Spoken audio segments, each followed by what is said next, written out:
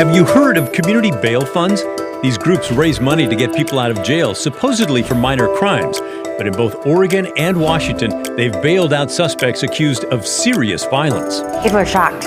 They didn't even know that such a fund existed. But some say the real problem here is the actual cash bail system, because people who have enough money can get out of jail, while people who don't have the money stay locked up. We have a system that is infused with systemic racism. Multnomah County's district attorney agrees. In fact, getting rid of cash bail is a platform he ran on. We have to have a serious conversation about how then, what mechanisms then do we use to hold people when they are not safe to be released.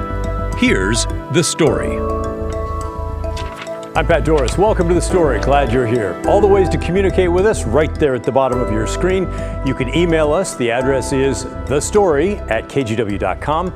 You can use the hashtag TheStoryKGW on Twitter, or you can leave us a good old-fashioned voicemail. Just call our phone number, 503-226-5090. Here we go with our big story. We're going to talk about bail tonight, as in the money people pay to get out of jail after they're arrested. Now, it might seem like a simple thing, but it's actually quite complicated and controversial. Let's start with the basics of how the bail system works. In Oregon, after someone's arrested, a judge can set a bail, also known as security. It's called that because the money is the court's security that the person who is arrested will actually show up for their court date. To get out of jail in Oregon, they typically pay only 10% of the bail to the court. So if the bail is $10,000, they pay $1,000 to get out. If it's $1 million, they pay $100,000 and so on. Other people can also pay this on the arrested person's behalf. We'll talk more about that in just a minute. If the person does not show up for court, they owe the entire amount. So it's an incentive you can see to show up. In Washington, when bail is set, the person has a choice of paying the full amount to the court, or they can hire a bail bondsman who charges them 10% of the bail. Then the bondsman guarantees the court that the person's going to show up, or that the bondsman will pay the entire bail amount. And if the person doesn't show up for court, the bail bondsman then goes and tracks them down because they want their money back. Oregon is one of just a few states that does not have a bondsman. Now, back to that other part about other people paying bail for someone who's arrested. It's a routine when families pitch in for a loved one, but now there are some groups that are pooling their money with a social justice mission. That happened with a pretty high-profile case in Oregon just recently. This week, Malik Muhammad was sentenced to 10 years in prison for violence during the Portland protests in 2020. Prosecutors say he threw a Molotov cocktail at police, which carried an attempted murder charge. Before he could be arrested, he went back home to Indiana. Then last year, he was extradited to Oregon, and the judge set his bail at more than $2 million. Well, a group called the Portland Freedom Fund raised enough money to get him out of jail, $212,000. Their website says they are a volunteer-run abolitionist organization currently dedicated to reducing harms perpetuated against Black, brown, and indigenous neighbors by the criminal justice system through posting bail so they can navigate their case from a position of freedom. Muhammad was released, but he wasn't out for long. A few days later, the feds arrested him on their own charges in the same case. Now, a similar situation happened in Washington state with a different bail fund group. The Northwest Community Bail Fund says their goal is to fight systemic racism in the criminal justice system. But they bailed out a man accused of a violent assault who then went on to murder someone. Here's Susanna Frame with our sister station in Seattle. It's ripped my soul out of me. Last June, Angie Araby of Louisiana lost her oldest child, Bradley. At the age of 31, he was stabbed to death at Seattle's City Hall Park. Angie said he was trying to get a fresh start in Seattle. Well, we all are going to have emotional trauma probably forever. That day in the park, police arrested suspect Michael Cedejo. 2 months earlier, he was arrested in the same park for allegedly assaulting a different victim, this 65-year-old man. You can see the bruises on his face and legs. After the assault in April, prosecutors asked a judge to keep Cedejo behind bars with $20,000 bail. They argued he should stay in jail because the state is concerned about the safety of the community if the defendant is released. The prosecutor's office told the judges he was a danger. That word should have meant something to somebody, and it didn't. And I don't have a baby. I don't have my son. Sadejo was on the street in June, the day of Arabi's stabbing, after the judge reduced his bail to $5,000 and the nonprofit, the Northwest Community Bail Fund, paid the bill. I miss my boy. And shame on them. Shame on them. The Northwest Community Bail Fund is one of about 100 groups across the country that collect donations, then use the money to bail people out of jail while they're waiting for trial. The local fund chose to not go on camera, but they told me it's our state's cash bail system that's shameful and inequitable. If you're poor and can't afford bail, you stay locked up. But if you have means, you're out the door. People are shocked. They didn't even know that such a fund existed. Tiffany Attrell is a victim advocate for the King County Prosecuting Attorney's Office. She says she and her colleagues assumed the fund bailed people out of jail when the alleged crime was nonviolent. Up until a few weeks ago, the group's Facebook page read they post bail for people charged with low-level crimes. But that's not the case. Fund leaders say everyone has the right to get out of jail. Regardless of the crime, you're innocent until proven guilty. They also said the Facebook language was outdated. That's what's concerning. They're not looking at the seriousness of the violent crime. The fund bails people out of jails in King, Pierce, and Snohomish counties. Last year, they posted bail for 278 people in King County Superior Court cases. The King 5 investigators have found about half the charges involved nonviolent crimes, such as theft of a motor vehicle, criminal trespass, and unlawful possession of a firearm. But others faced much more serious charges, including rape of a child in the first degree, armed robbery, and domestic violence assault. There's flaws with the bail system as it is. At the same time, we can't have violent people out of jail. In a 2019 domestic violence case, a Seattle man was charged with assaulting his girlfriend. Police say he was punishing her for going to work and leaving behind their crying infant. The Community Bail Fund paid $2,000 to get him out of jail. 3 weeks later, he was charged with a new crime, allegedly returning to his girlfriend's house and killing the baby. Sometimes jail is the best place for the community to stay safe. We have a system that's innocent until proven guilty. And the fact that we keep, millions of people a year pre-trial who have not been convicted is hugely problematic. Dr. Jackie Helfgott is the director of Seattle University's Crime and Justice Research Center. She is not affiliated with the Northwest Bail Fund. She says the current bail system perpetuates racism. Because research shows people of color are more likely to be arrested, they're more likely to sit in jail, unable to post bail. We have a system that is infused with systemic racism across the whole span of the system. The only people that should be detained pre-trial are people who present a serious public safety risk. Other than that, everyone else should be released, whether they have money or not.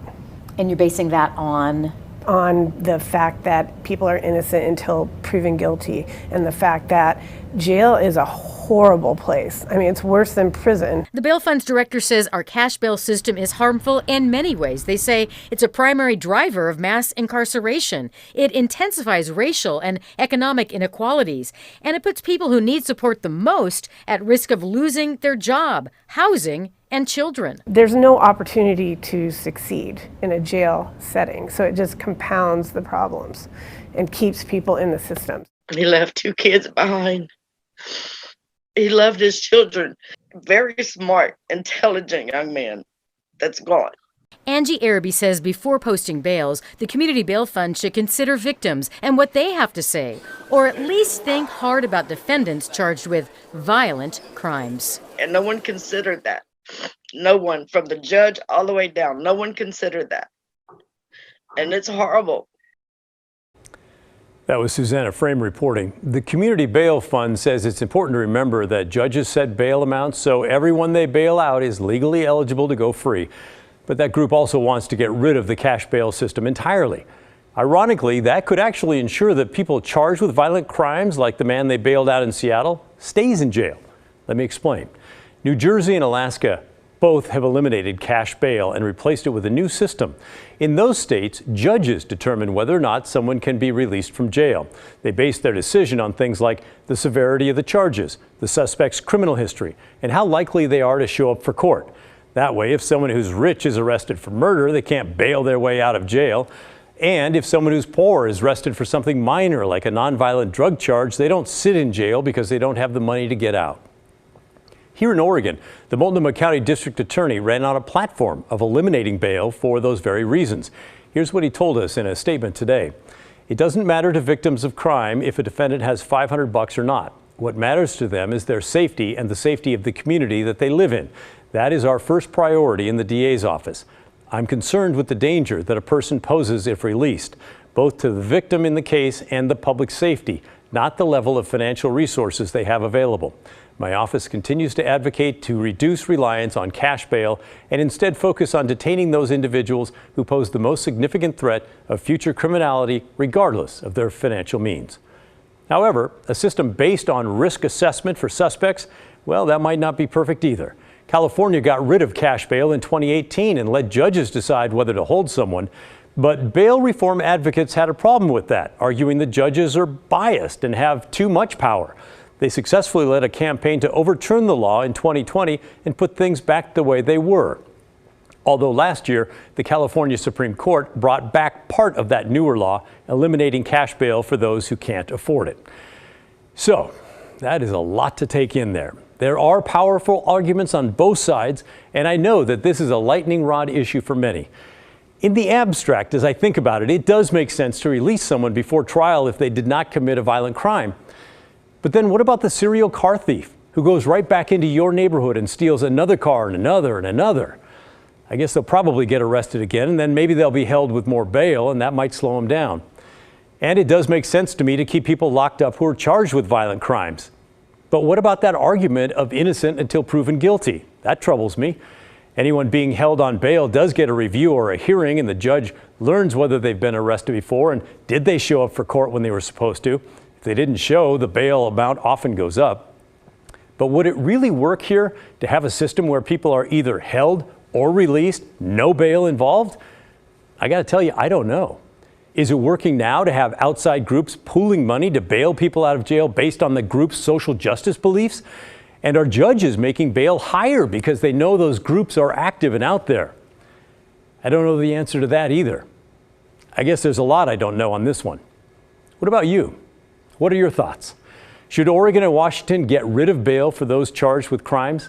Let me know what you think. Send me an email to thestory@kgw.com or call and leave a voicemail. 503-226-5090. I'm sure you could explain the difference between a Democrat and a Republican, but what about the difference between an independent and someone who is unaffiliated from any political party? Oregonians, we love to be considered rugged individualists, mavericks. It's something that's going to be important in the Oregon governor's race, with the unaffiliated candidate Betsy Johnson raising a bunch of money. When the story continues.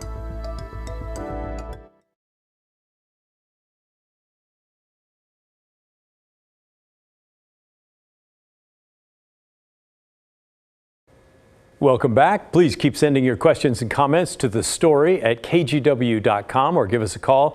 Leave us a voicemail, 503-226-5090. We really do read those emails and listen to the voicemails. We appreciate the dialogue. We want to have feedback with you. All right, now let's talk about the difference between independent voters and non-affiliated voters. Are you ready? Who here thinks they're the same thing? Bah! Wrong. As we get closer to the election in May and then November, you're going to want to pay attention to the difference on this one. Independent is a political party in Oregon. You can be a member of the Independent Party. I checked today, they have a lot of them, about 140,000 members. Non-affiliated is not a party. In fact, it's barely a thing at all. Most of the people who are non-affiliated got put there when they got their driver's license for the first time or renewed it. That is, if they were not already registered. That does all happen automatically, and you stay non-affiliated unless you go in and change it, and you have to do that by registering with one of the 8 political parties in Oregon. If you don't do that, you're left in the category of the non-affiliated, which is fine, but it does mean you're not going to be able to vote in the primary election this May because those are only open for people who are registered either as Republicans or as Democrats. By the way, if you do want to vote in the primary, you can still change your registration. Go to the Secretary of State's website, but you have to do it by April 26th. And here's the thing. For the first time in Oregon history, that non-affiliated group that's not a party, that non-affiliated group, they are larger now than Democrats or Republicans. I checked today. They have 1,023,000 members. That's amazing. I talked about that with our KGW political expert, Len Bergstein, today. That is a huge deal. I think this is the first time Yes. that an unaffiliated group has been larger than either the Democrats or the Republicans. You're exactly right. And that's what's kind of gotten everybody saucer-eyed who in the political world. And again, it's hard to know how they perform. So we can talk about the things you've got to do as a campaign political hack to try and convert this bucket of voters who are registered into activists. Those folks who are non-affiliated obviously can't get involved in a primary. They're not registered in one party or another. They could change their affiliation and then get into a primary, but they can't vote as non-affiliated in the primary. And just to clarify, too, there is no non-affiliated party structure like there is a Democratic structure or Republican structure, correct? That's correct. Or even an independent, so if you were, if you wanted to qualify for the ballot as an independent, you would have to go through a kind of a qualifying process. Bergstein thinks it explains why Betsy Johnson is running for governor as an unaffiliated candidate, meaning she does not belong to any political party now. She used to be a conservative Democrat. And I know it's confusing, non-affiliated, unaffiliated. Just work with me here. He thinks that Johnson is aiming for that huge block of non-affiliated voters and also gets to skip the primary. He thinks it'd be hard for her to win the Democratic primary or the Republican primary. After the primary, she will get a certain number of signatures from people who want her on the ballot. If she gets enough, then she'll be the major third candidate there. But back to the non-affiliated voters. Will they really actually turn out and vote? I asked Len about that. So if people are, the argument that I've heard is if people don't care enough to pick a party, would they care enough to actually be mobilized to vote?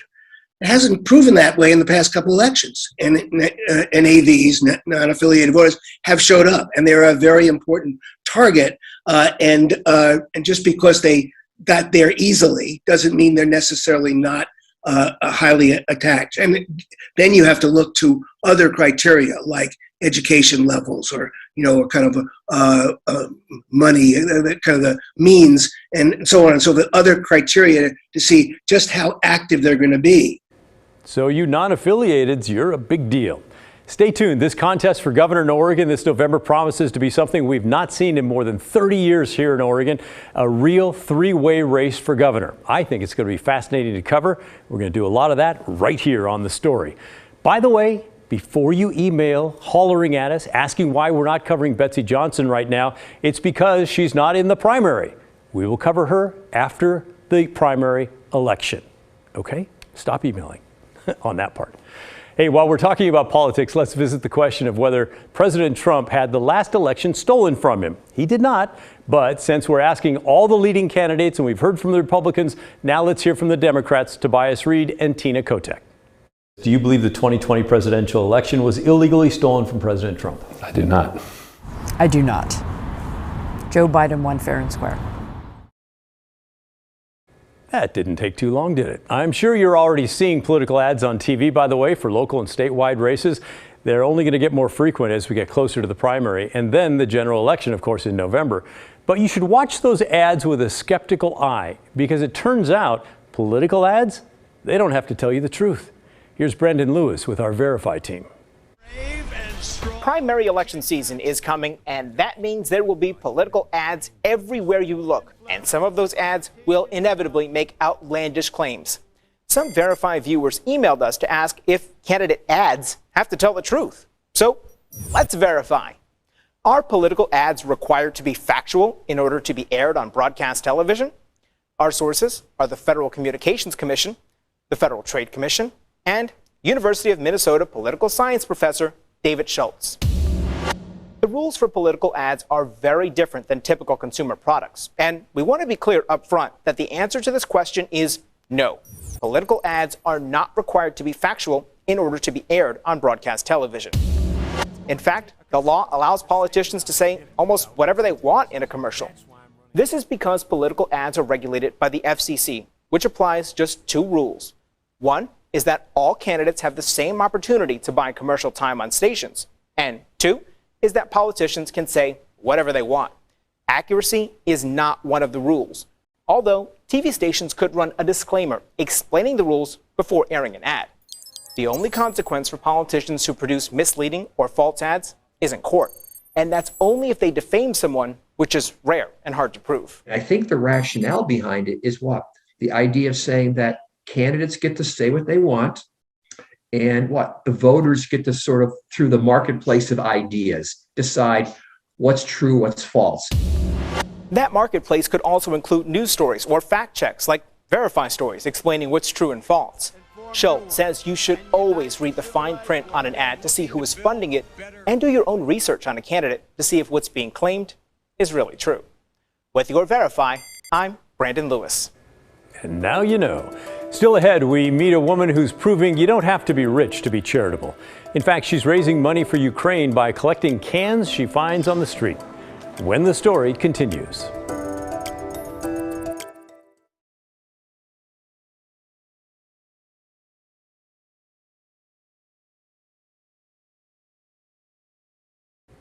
Welcome back. I know a lot of you are wondering how we can all help Ukraine. Well, we found an Oregon woman who, by the way, has told us she's a fan of this show, so thanks for watching. She's raising money for those in the war zone by collecting cans. Her name's Veronica Gaston. She does it by doing a lot of walking, and in the process, she collects. Tim Gordon spoke with her. You may have seen Veronica Gaston moving along Waterfront Park with help from her walker. Veronica walks in between doctor's appointments. She has a blood cancer that affects her health, and walking is good for her. She tracks it with a Fitbit tribal leaders gave her last year. Seeing at first I was averaging maybe 500 steps, and it's like, oh, I got to beat that, and kept on adding to it. And yesterday, for the first time, I walked 30,000 steps, and translating, that's 12.44 miles. Veronica's other pastime is collecting bottles and cans in Grand Ronde to help her limited income. She had been saving to get a new walker with better wheels. And so I'll be able to go on all surfaces because I want to be able to walk on the beach. And with this monster, you can't because it sinks. And with that goal reached and a new walker ordered, she decided to fly the Ukrainian flag and start helping refugees. You see on the news to where these people are suffering, they're hungry, they need medical supplies. And what I'm planning on doing now is giving the cans and bottles I'm still collecting is to give 75% of that proceeds to help the people in Ukraine. Gaston will take advantage of Oregon bottle drop system that makes it easy to donate your recycling money to help Mercy Corps with Ukraine relief efforts. Even if it weren't easy, Gaston would probably do it. This is a woman who has persevered, having been homeless for a decade and having health problems. For 7 years, she's had a roof over her head, and she is actively improving her health. Veronica hopes you find some inspiration in her story and her plan to help Ukraine.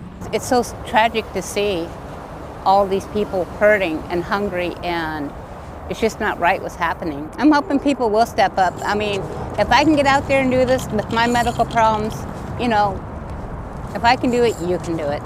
Tim Gordon, KGW News. Good for you, Veronica. Keep sending your questions and comments to our email address. The address is thestory@kgw.com. When we come back, a chance to help fight hunger right after this.